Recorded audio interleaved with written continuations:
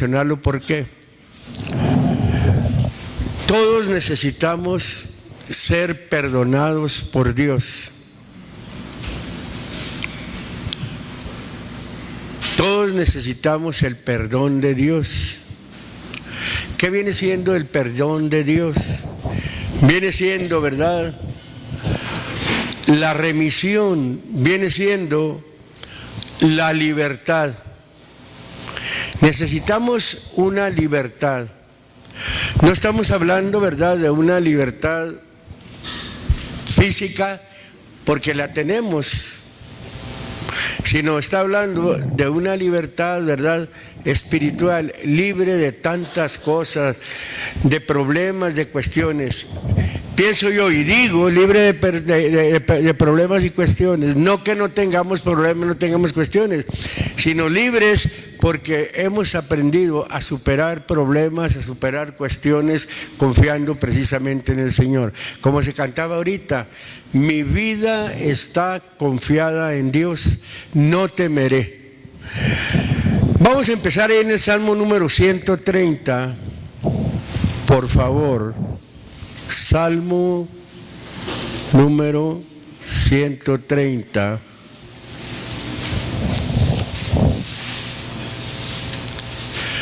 Voy a tomar el versículo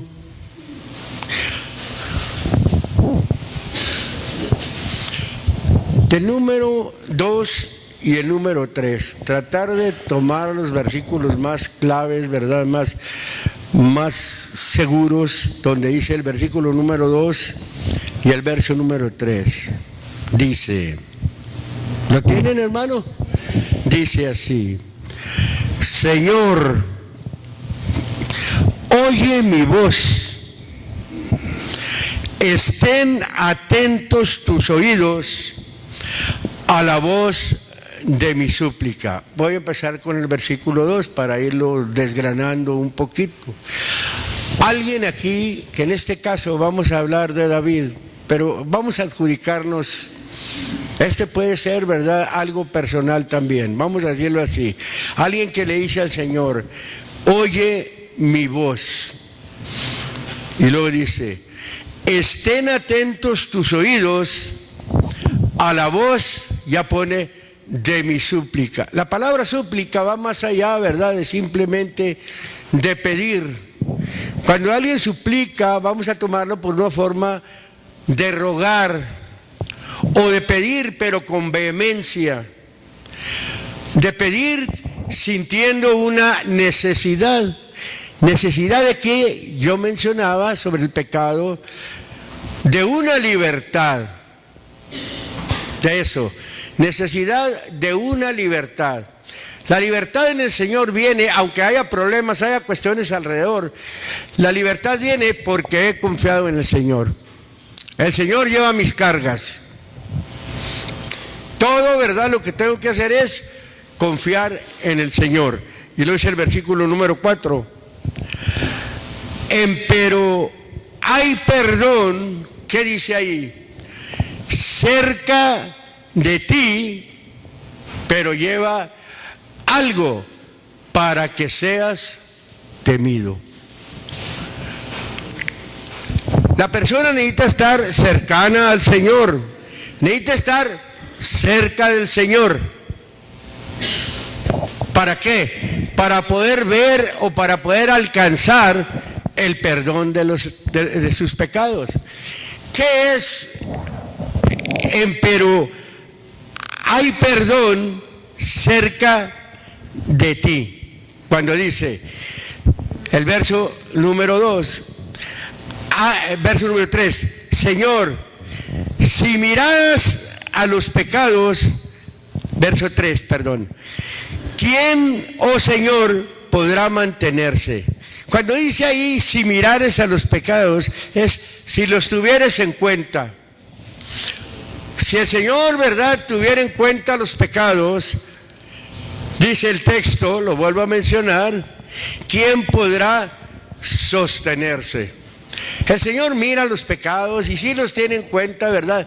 Pero el Señor, como es un Dios perdonador, el Señor es un Dios misericordioso. El Señor se compadece de la gente, pero cuando hay, ¿verdad?, en la gente una petición al Señor, que siente el peso del pecado, habla con el Señor, como mencionábamos en el versículo número 2, una súplica: Señor, oye mi voz. Estén atentos, pidiéndole un favor, ¿verdad?, tus oídos a la voz de mi súplica o de mi clamor, o que estoy yo insistiendo. Y luego le dice: Señor, si tú miras o tienes en cuenta los pecados, ¿quién se va a poder sostener? Pero el verso número 4 dice: pero hay perdón cerca de ti, pero lleva algo, para que seas temido.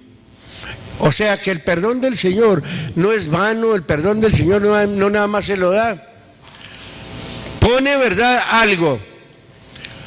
Hay perdón cerca de ti, pero hay un propósito: para que seas temido. Todo aquel que quiera alcanzar el perdón, de hecho, debe de llevar, ¿verdad?, en su mente que va a temer al Señor, va a reverenciar al Señor. Está pidiendo la ayuda de alguien que le va a ayudar y se le va a temer. Y no está hablando de un temor de miedo, sino está hablando de un temor de reverencia, de respeto, para que seas reverenciado, para que seas respetado. Eso es, para eso nosotros tememos a Dios o respetamos a Dios. En el Salmo 86,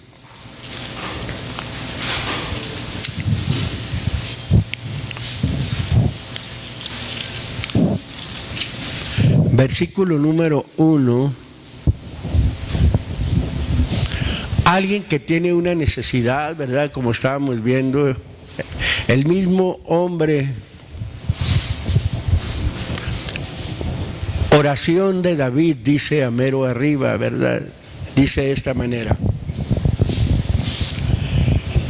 inclina, oh Señor, tu oído, vuelve a decirle ahí, dice, y óyeme.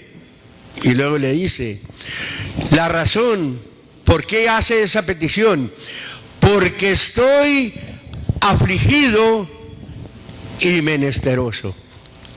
Oiga, le está pidiendo a Dios, ¿verdad?, que incline su oído, que lo escuche, como cuando dice, ¿verdad?, el Salmo 40, resignadamente esperé en el Señor, y luego dice, e inclinóse a mí y oyó mi clamor. Y luego dice, e hízome sacar de un lago de miseria, del lodo cenagoso, lo que es el mundo. Y luego dice, puso luego mis pies o mi caminar sobre peña y enderezó mis pasos, o enderezó mi vida. Ahorita vamos a tomar el texto. Vamos a leer primeramente dice, inclina, oh Dios, tu oído y óyeme, porque estoy afligido y menesteroso. Y luego dice en el verso 2, guarda mi alma, porque soy pío, soy temeroso. Salva tú, oh Dios mío, a tu siervo que en ti confía. Verso 3, ten misericordia de mí, oh Señor, porque a ti clamo todo el día. Alegra el alma de tu siervo, porque a ti, oh Señor, levanto mi alma. Verso número 5, reconociendo, sabiendo, no ignorando, hermano. En el verso 5 dice, porque tú, Señor, eres bueno y perdonador, grande en misericordia, para con todos los que te invocan o para con todos los que te llaman. Alguien que está consciente que hay un Dios, no duda, no lo está lisonjeando a Dios. Está hablando como una persona que conoce lo que Dios puede hacer en su vida. No nada más menciona a Dios, no. Sabe que es un Dios que lo puede escuchar. Pero le dice, inclina, dice el texto, oh Dios, tu oído y óyeme. Y luego le dice, porque estoy afligido y necesitado o menesteroso. ¿Usted cree que Dios ignora Claro que Dios no ignora. Cuando nosotros estamos en una situación, ¿verdad?, de tribulación, de angustia, de aflicción, y es el momento en que Dios nos puede escuchar. Pero ¿cómo? Este hombre le está pidiendo porque está consciente que hay un Dios que puede hacer algo por él. No está haciendo repeticiones. Bueno, oración es muy diferente a rezo. El rezo es una repetición. Los rezos son repeticiones. Las oraciones no, es lo que sale de su corazón. Son palabras propias, palabras, ¿verdad?, que salen de usted, porque de la necesidad es usted. Para todas formas, puede salir agradecimiento de su corazón, como puede salir una petición, ¿verdad?, por estar, ¿verdad?, como dice, afligido y menesteroso. Pero ya dice quién está hablando en el 2, dice, guarda mi alma porque soy pío, o sea, porque a ti te temo. Alguien que es temeroso de Dios, que teme a Dios. Y luego dice, salva tú, oh Dios mío, a tu siervo, a quien te sirve, porque en ti tiene confianza. Mi vida está confiada en Él, que dice, no temeré, porque Dios está conmigo. Es el canto que se cantaba. Y en el verso número 3 dice, ten misericordia de mí. La palabra misericordia es compadecerse del dolor ajeno. El dolor es mío. El dolor no es tuyo, Dios, pero tú te compadeces del dolor ajeno. Así se compadece Dios. Por eso dice que Dios es un Dios misericordioso. Ahorita lo vamos a ver, que se compadece del dolor ajeno.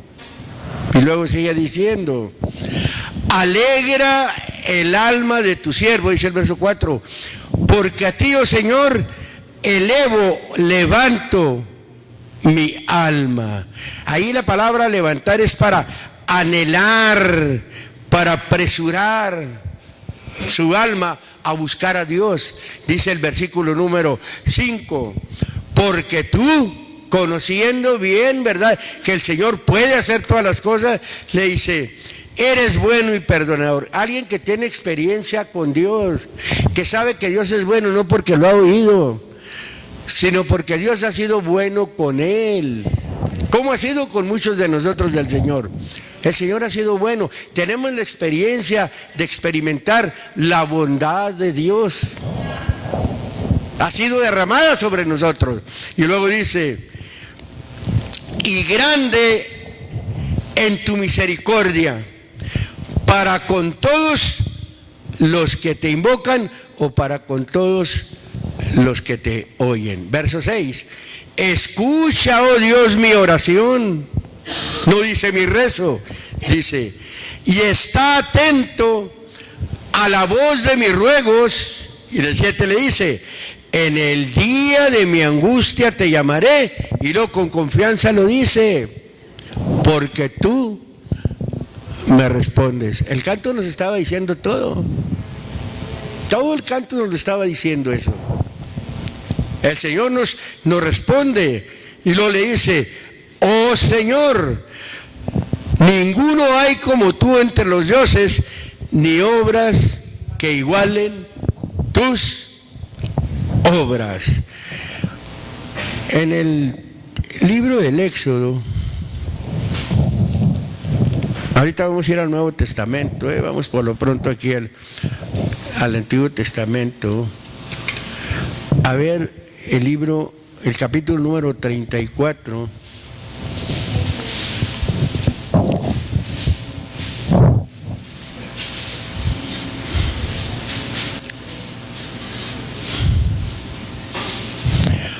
Verso número 6. Dice, y pasando el Señor por delante de él, o frente a él, proclamó, Señor, Señor, fuerte y misericordioso y piadoso. Fíjese lo que dice aquí, tardo para la ira y grande en benignidad y verdad, o grande en benignidad. Grande, Dios es un Dios que no ofende a nadie, porque eso es benignidad. Un Dios que no ofende, Y lo dice, y verdad, verdad ahí está en algunas versiones, amor o está fidelidad. Ese es el Dios nuestro. Verso número 7 dice, que guarda la misericordia en millares, que perdona la iniquidad, la rebelión y el pecado, y que de ningún modo justificará al malvado, que visita la iniquidad de los padres sobre los hijos de los hijos, sobre los terceros y sobre los cuartos.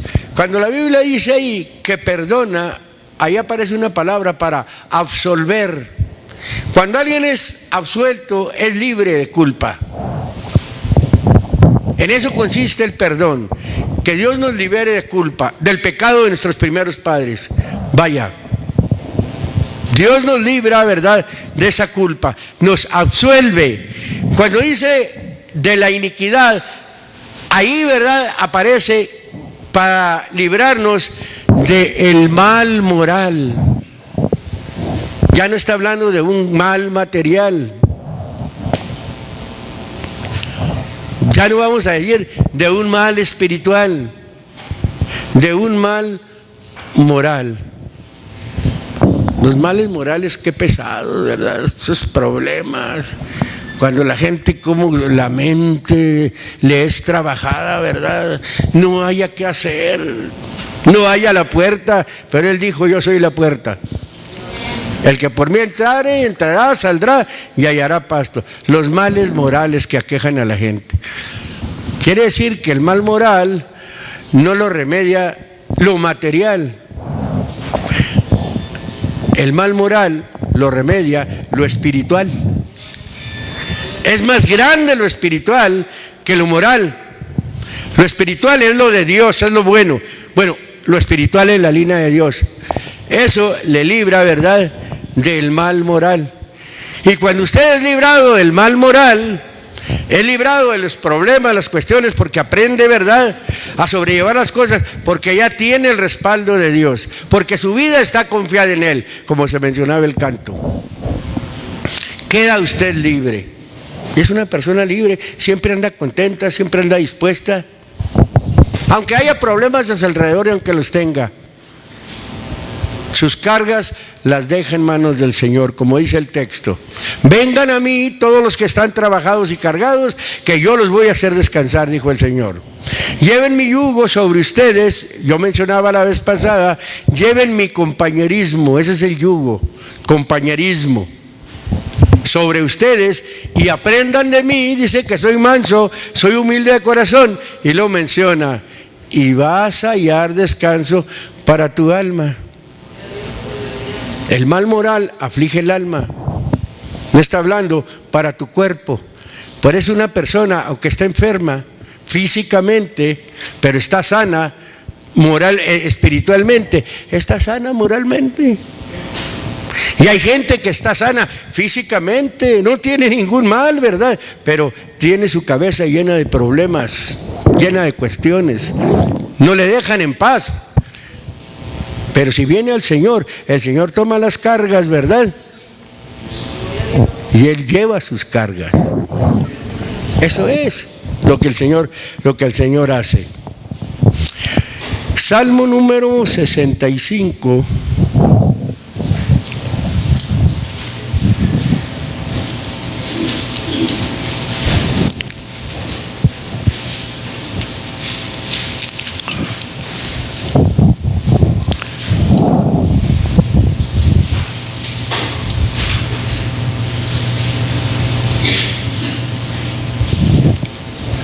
Verso número 1. Por eso es que nosotros cantamos al Señor. No creo que estos cantos a Dios no le gustan. Aquí la Biblia dice que sí. Al Señor le gustan mucho estos cantos. Lo estamos haciendo para Él. Por eso ya que la hermana decía, voy a cantar un canto para mí, Señor. No para cualquier Señor.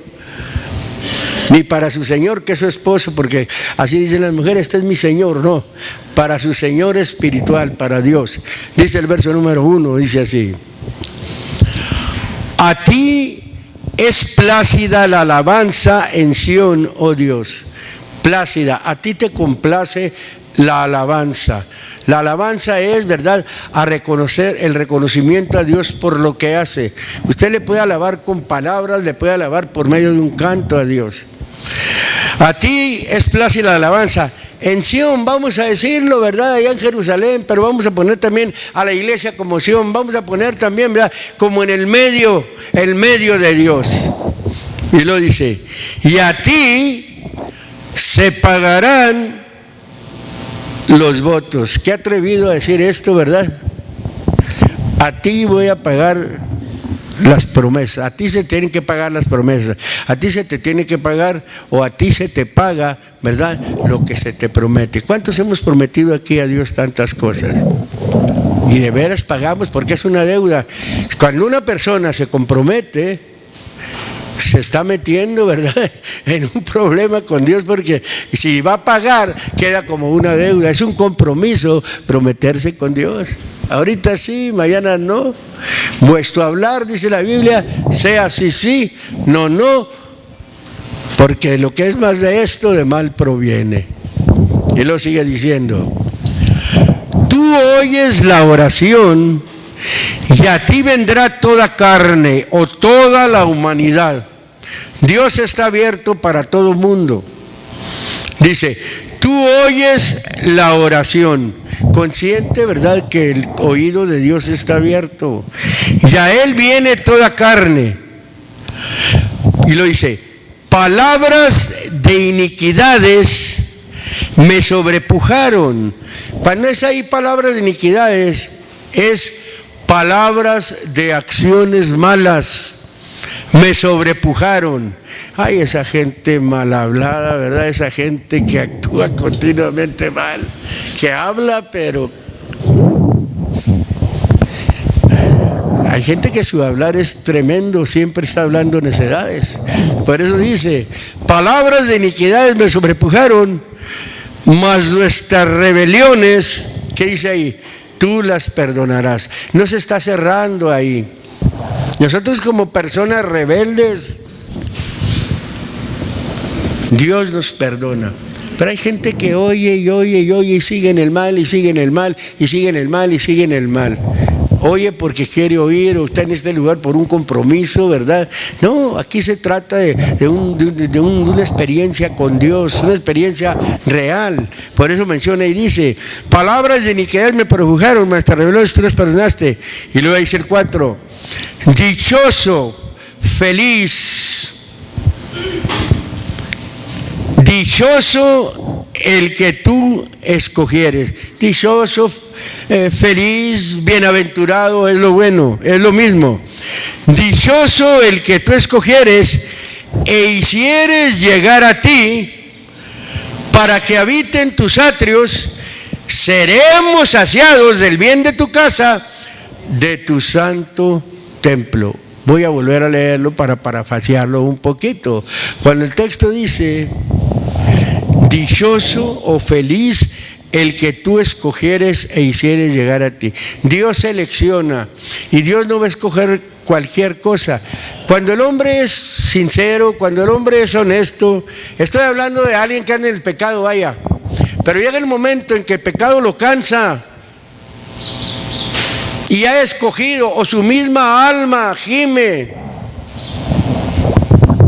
ya no soporta, ¿verdad?, tanto pecado que comete y empieza a clamar a Dios. Dios conoce muy bien nuestro entrar, nuestro salir, nuestro levantar, nuestro sentarme, ¿verdad? Él conoce todo. La Biblia dice, ¿verdad?, que la palabra de Dios es como espada de dos filos. Dice que alcanza hasta partir el alma. La palabra de Dios llega hasta el alma, y cuando llega al alma, Él conoce todas las cosas.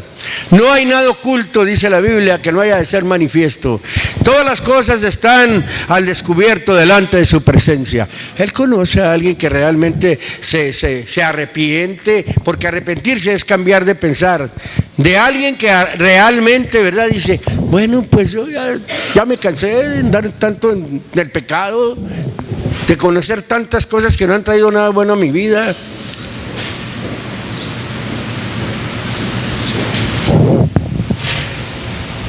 de decir, bueno, pues hay un Dios. A ver, si eres Dios, ayúdame, por favor. Necesito.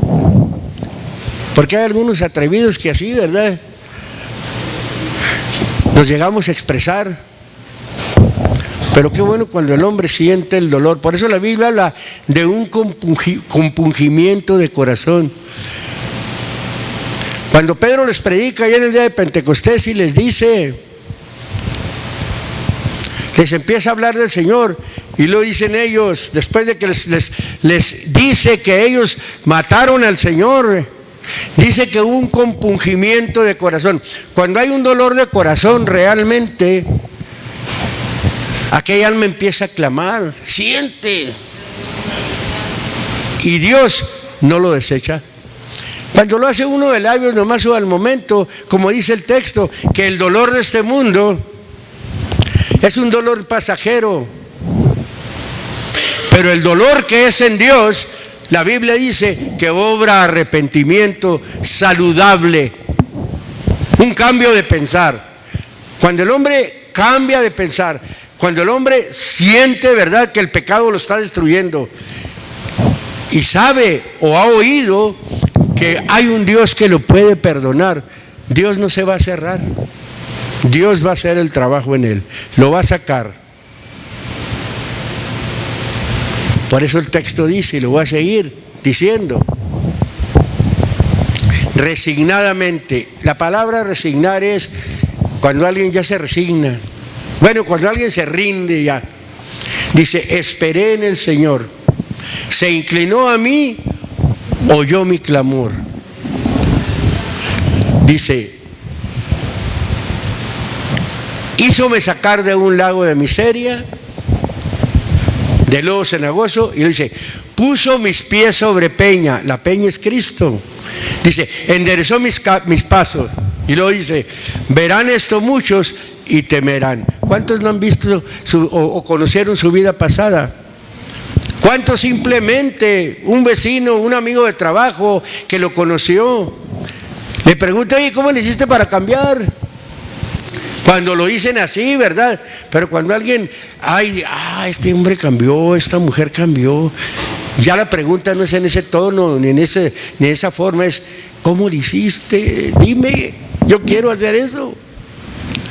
El puro reflejo va a atraer a la persona. Por eso cuando hablábamos de los frutos en la mañana, ¿verdad?, en la escuela dominical, hablábamos de eso. Somos un árbol donde la gente va a arrancar un fruto. Mas el fruto del Espíritu es amor, gozo, paz, paciencia, benignidad, bondad, fe, mansedumbre, templanza. Contra tales cosas no hay ley. Nosotros debemos de dar ese fruto para que la gente llegue y lo corte de ahí. Y luego sigue diciendo, vamos a seguir leyendo el texto. Dice, verso número 4, dichoso el que tú escogieres o eligieres e hicieres llegar a ti. Pero dice, ¿para qué? Para que habite en tus atrios. Vamos a tomarlo como los altares. Seremos saciados, fíjese, del bien de tu casa. Y lo dice, de tu santo templo. Qué bonito cuando uno es saciado. Ya está hablando, seremos saciados ya al último. Porque ahorita si nosotros nos saciamos, ya no vamos a buscar de Dios. Seremos saciados ya cuando estemos con el Señor. Ya todo el bien allá.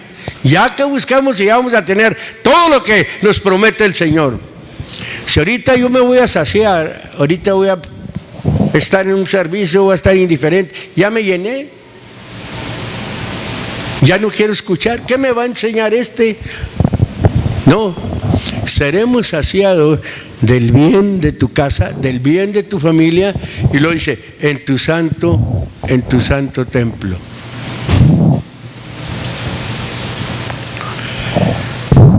En el libro de los Colosenses, vamos al Nuevo Testamento, capítulo número 2.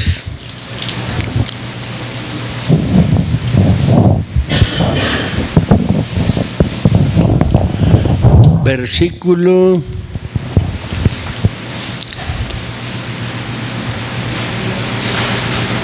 número 12. Fíjese lo que es un bautismo, porque estamos hablando del perdón, pero aquí va a hablar algo. Dice el verso número 12, dice: sepultados juntamente con él en el bautismo. ¿Sí sabe usted lo que es una sepultura? Lo que es sepultar es enterrar a una gente. Pero aquí está hablando de un bautismo en agua,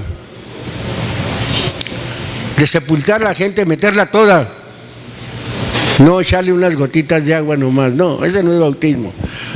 Sepultados juntamente con él, dice, en el bautismo, en el cual también resucitasteis con él. Cuando usted mete a una persona al agua, cuando sale, está resucitando. Y luego dice, pero dice ¿por qué? Por la fe de la operación de Dios, o por la fe de la actuación de Dios que le levantó de los muertos. Por el creer cómo actuó Dios levantando al Señor de la tumba. Y luego dice, ya ustedes, estando muertos, ¿en qué? En pecados, y en la incircuncisión de vuestro cuerpo, os vivificó, les dio vida juntamente, os vivificó juntamente, vivos juntamente con Cristo, con Él. ¿Y cómo? Perdonándoos todos los pecados. Esa es la forma, esa es la fórmula. Los pecados todos nos han sido perdonándonos en el bautismo. Estamos hablando de en él hay perdón. ¿Qué es lo que sucede? ¿Qué hay en el perdón? ¿Qué proceso hay para recibir el perdón? Ser bautizado, ser sumergido. Cuando el hombre es sumergido, dice que juntamente con él. Así lo mete. ¿Qué es ser juntamente con él? La gente ya cuando viene a un bautismo ya viene con conciencia. Por eso el bautismo es para hombres y mujeres. Una gente que ya entendió, que sabe bien que sus pecados le van a ser perdonados. No lo va a hacer porque otros lo hacen. Esta es cuestión, el bautismo es cuestión de entendimiento, de entenderlo, de estar conscientes, de tener la experiencia de haber entendido primero, tener la experiencia de que al entrar el agua, usted, ¿verdad?, va a ser sepultado, ahí quedan los pecados. Pero cuando resucita, resucita juntamente con Él. De modo que si alguno está en Cristo, nueva criatura es. Y luego sigue mencionando, perdonándoos todos los pecados. Y luego dice, rayendo, cancelando o borrando la cédula. Esa palabra ahí, cédula, vamos a tomarla como un documento. Vamos a tomarlo, ¿verdad?, como un pagaré, como una deuda. Se acabó la deuda ahí. Ya no debemos nada. Por eso el bautismo es para perdón y remisión de pecados. Se acaba la deuda. Teníamos la herencia del pecado allá cuando nuestros primeros padres. Por eso yo citaba el domingo pasado, así como el pecado entró al mundo por un hombre, lo ponía al hombre como una puerta es para entrar. Y tras el pecado entró la muerte. Y así la muerte pasó a todos los hombres y toda la humanidad está bajo esa maldición. Pero cuando viene aquí y en el bautismo es raída la cédula. Ahí cumple con el pagaré, ahí está el documento, ahí está el pagaré de la deuda, se acabó el problema. Quedamos libres, ya no tenemos ese problema, hermano. Qué bonito es eso, ¿verdad? Ya no tenemos el problema. Para nosotros se acabó la deuda la tiene el mundo. Ya Dios nos perdonó, es lo que nos perdonó. Así cuando usted le perdona la deuda a una persona, así el Señor perdonó. La deuda más grande, el hermano Martín mencionaba, ¿verdad?, lo que era lo más grande que puede alcanzar el hombre, más que el matrimonio, dice. El matrimonio es bueno, el que halló esposa halló el bien del Señor y alcanzó el favor, alcanzó la benevolencia de Dios. Pero es más grande el perdón de los pecados, porque se acaba ahí, usted paga la deuda, el pagaré ahí, ese documento ahí queda. Como cuando usted le perdona a alguien, a ver, deme el papel, pras, váyase, ya no me debe nada. Así es en el Señor. No va a ser en vano para Pepe, que se va a bautizar, ¿verdad?, que se dé cuenta de lo que va a recibir, que esto no es un juego, que tiene que guardarse, que esto es para toda su vida, hasta que se muera. Que no vaya a romper, ¿verdad?, el pacto que va a hacer con su Dios, perdonándoos todos los pecados. Y luego dice, rayendo la cédula de los ritos, que nos era contraria, que era contra nosotros, quitándola del medio y enclavándolo en la cruz. Ya no nos vamos a ir a la cruz de madera, no, enclavándolo en la vida en Cristo. Como mencionaba también en la mañana en la escuela dominical, que la palabra de la cruz es locura a los que se pierden, mas a los que se salvan es potencia de Dios. Eso es potencia de Dios. Para nosotros la vida en Cristo es potencia de Dios. Para los que se pierden es una locura, porque los hermanos están locos, hombre. Así dice la gente. Para ellos es locura. ¿Qué andan haciendo con esos locos? Si hay gente consciente, son los hermanos, son los hijos de Dios. No somos unos tontos, quiero decirle, Por muy listo que sea alguien, no es más listo que nosotros. Hemos escogido, hemos elegido lo mejor, como hace día que se nos predicaba que María escogió lo mejor, o Marta, no sé cuál de las dos. Llegó el Señor allá a la casa de dos hermanas, ¿verdad? Y una de ellas la atendió y otra no hizo nada, no lo fue y se hincó ahí a estar con el Señor. Y la otra dice que se entretenía ahí entre muchos quehaceres. Y le dijo al Señor, mira mi hermana, que no me ayuda. Le dijo, oye, estás turbada, ella ha escogido la mejor parte. Así nosotros hemos escogido la mejor parte. Gloria al Señor. Primera de Juan.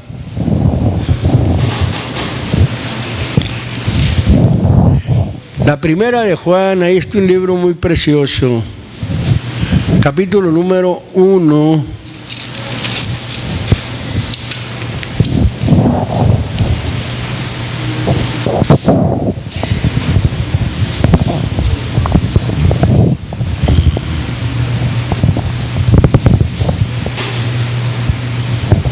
Fíjese cómo dice el versículo número 3. Primera de Juan 1:3 dice: lo que hemos visto y oído, eso os anunciamos, para que también ustedes tengan comunión con nosotros, y nuestra comunión verdaderamente es con el Padre y con su Hijo Jesucristo. Fíjese, alguien que habla, alguien consciente, alguien que ha visto algo bueno de Dios y lo ha oído. Eso es lo que le comparte a otros, para que tengamos la misma comunión, seamos de un mismo pensar, seamos de un mismo parecer. Les estamos compartiendo, así como usted cuando le comparte, ¿verdad?, a la gente. Hay gente que piensa diferente a usted, aunque busque a Dios, pero usted le está compartiendo. ¿Qué le está compartiendo? Lo que usted ha visto, lo que yo he experimentado, lo he visto al Señor. Lo hemos experimentado. Y luego dice, lo hemos oído, esto les anunciamos para que su comunión, nuestra comunión, o tengáis comunión con otros, y nuestra comunión verdaderamente es con el Padre y con su Hijo Jesucristo. Y estas cosas, les dice, os escribimos para que vuestro gozo sea cumplido, o para que tu gozo sea completo. Comunícate con nosotros, ten la misma comunicación, la misma comunión, y verás que tu gozo, aunque tengas gozo, va a ser completo. Estás escuchando la verdad, estás conociendo la verdad. Verso número 5. Y este es el mensaje que oímos de Él, del Señor, y os anunciamos. Y luego dice, que Dios es luz y en Él no hay ningunas tinieblas. Que Dios es limpio y en Él no hay ningún pecado. El Dios que te estoy presentando es un Dios limpio, no es un Dios de pecado. Verso número 6. Si nosotros dijéremos que tenemos comunión con Él, con Dios, y andamos en tinieblas, ¿qué pasa? Mentimos y no hacemos la verdad. Oiga, si yo digo que yo ando con Dios, yo conozco a Dios, pero andar es vivir, caminar. Pero si yo vivo en pecado, yo soy un mentiroso, porque la Biblia lo está diciendo, y no procedo en la verdad. Verso número 7. Mas si andamos en luz, o procedemos o actuamos en luz, o actuamos en limpieza, como Él está en luz o en limpieza, ¿qué dice? Tenemos comunión entre nosotros. Qué bonito, ¿verdad? Mirad cuán bueno y cuán delicioso es habitar los hermanos igualmente en uno o en armonía. Es como el buen óleo que desciende, ¿verdad?, sobre la cabeza de Aarón. Es como el monte de Sión, como el rocío. Dice que baja hasta el borde de sus vestiduras, y lo dice, porque ahí envía el Señor bendición y vida eterna. Andamos en luz como en luz, tenemos comunión. De hecho, tiene que haber manifestación del Espíritu de Dios. Y luego sigue diciendo, y la sangre de su Hijo, y la sangre de Jesucristo su Hijo, la muerte, ¿qué dice ahí? Nos limpia de todo pecado. Si dijéramos que no tenemos pecado, nos engañamos a nosotros mismos y no hay verdad en nosotros. Mire, el hombre de Dios no es perfecto. El Antiguo Testamento, por allá Samuel dice, no hay hombre, o Salomón, no recuerdo qué dice, no hay hombre sobre la tierra que no peque.